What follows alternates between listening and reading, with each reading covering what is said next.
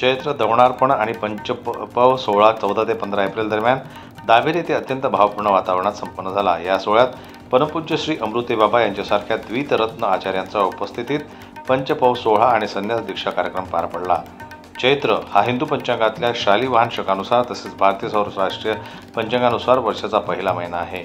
हिंदू पंचांगानुसार हा महिना चैत्र प्रतिपदेला म्हणजेच गुढीपाडव्याला सुरू होतो। चैत्र महिन्याच्या शुक्ल पक्षात दवणार्पण व्रत करतात। या कालावधीत वेगवेगळ्या देवतांना वेगवेगळ्या दिवशी दवणा वनस्पती अर्पण केले जाते। या वनस्पतीच्या अर्पणाने मानव जीवनातले मोठ्यात मोठे पाप नष्ट होऊन जीवनात सुख शांती समृद्धीची भरभराट होते।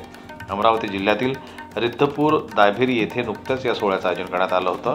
तसंच परमपूज्य श्री अमृतेबाबा यांच्या उपस्थितीत पंचपव सोहळा आणि संन्यास दीक्षा कार्यक्रम देखील पार पाडण्यात आला।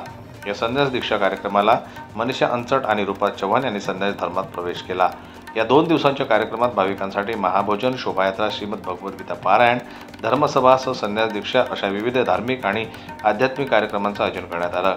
महंत श्री एकोव्यास बाबा यांच्या मार्गदर्शनाखाली हा कार्यक्रम घेण्यात आला। जन्मत लाईव्ह न्यूज करता अमरावतीहून संजय जवळकर यांची रिपोर्ट।